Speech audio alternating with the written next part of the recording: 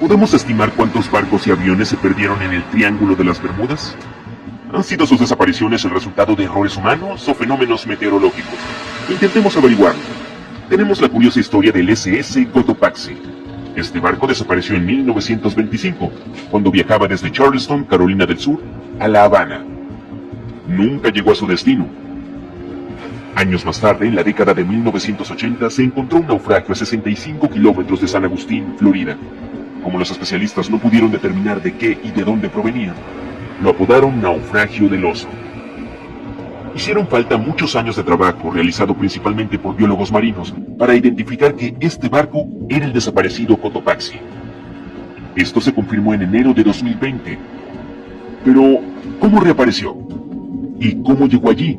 Ya que este misterioso naufragio ni siquiera estaba en el Triángulo de las Bermudas. Veamos a quién se le ocurrió este término, Triángulo de las Bermudas. ¿Puedes realmente señalar el triángulo en un mapa? No, y tampoco es un lugar reconocido oficialmente. El Triángulo de las Bermudas no aparece en ningún mapa del mundo. Nadie se ha puesto de acuerdo sobre sus límites exactos. Solo hay suposiciones con aproximaciones de toda el área, que oscilan entre 1.300.000 y 3,9 millones de kilómetros cuadrados.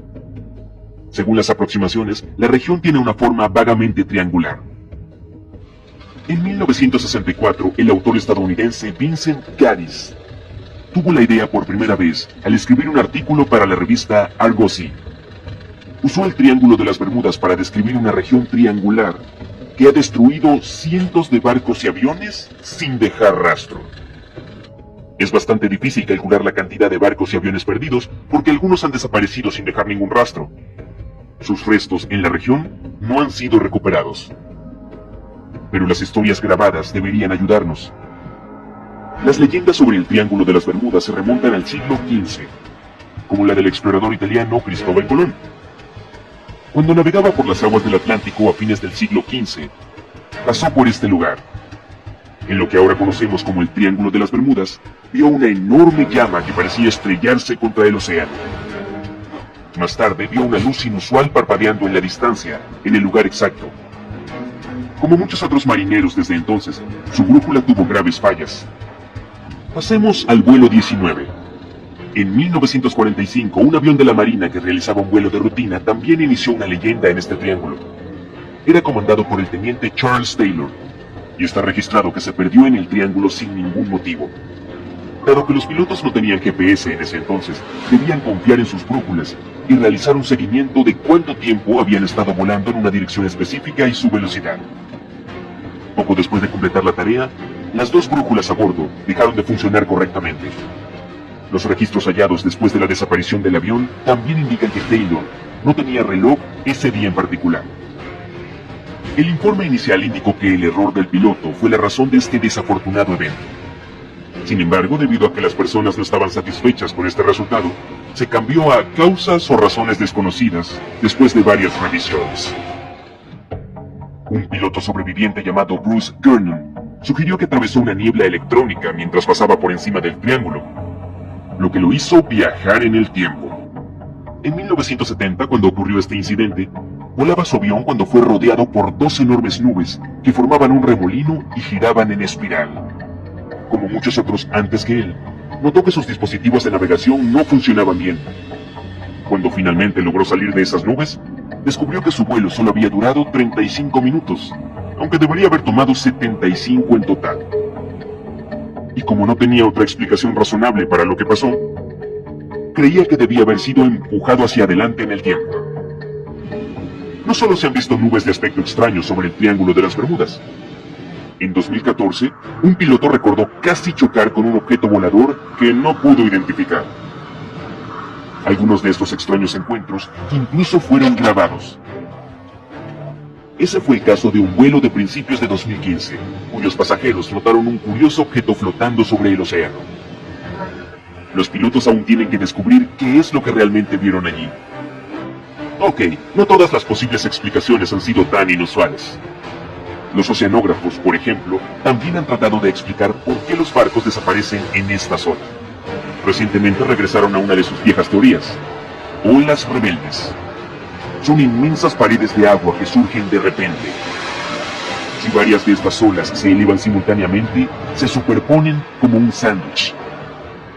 Si una sola ola puede alcanzar más de 10 metros de altura y ocurren simultáneamente, se puede crear una ola rebelde que puede superar los 30 metros de altura. Este tipo de olas pueden alcanzar rápidamente incluso a los barcos más grandes. Los meteorólogos también propusieron su propia explicación: nubes hexagonales. Estos tipos inusuales de nubes pueden generar vientos de hasta 270 kilómetros por hora, y también son bastante significativas, ya que algunas alcanzan de 32 a 88 kilómetros de ancho. Como tal, las olas dentro de estos gigantes vientos pueden alcanzar los 14 metros de altura. La propia fuerza magnética de la Tierra también podría tener algo que ver. Dentro del Triángulo de las Bermudas, las brújulas apuntan al norte verdadero, el polo norte geográfico, en lugar del norte magnético, el polo norte magnético cambiante. Algunos incluso han explicado que dado que estos dos se superponen perfectamente en el Triángulo de las Bermudas, pueden causar un fenómeno magnético capaz de hacer que los dispositivos de navegación funcionen mal. Se llama línea agónica. El problema es que científicos han descubierto que esta línea se mueve cada año. Puede que haya pasado por el Triángulo en algún momento, pero ahora está a través del Golfo de México. Otros extraños fenómenos naturales encontrados a lo largo de la costa de Noruega podrían ayudar a explicar por qué el Triángulo de las Bermudas se ha cobrado tantos barcos. Hay algunos cráteres allí que miden hasta 800 metros de ancho y tienen 45 metros de profundidad. Los científicos creen que fueron creados por burbujas de gas metano. Este gas parece estar escapando de depósitos ocultos en las profundidades del lecho marino. Una vez que alcanza una cierta cantidad, sale a la superficie y provoca erupciones.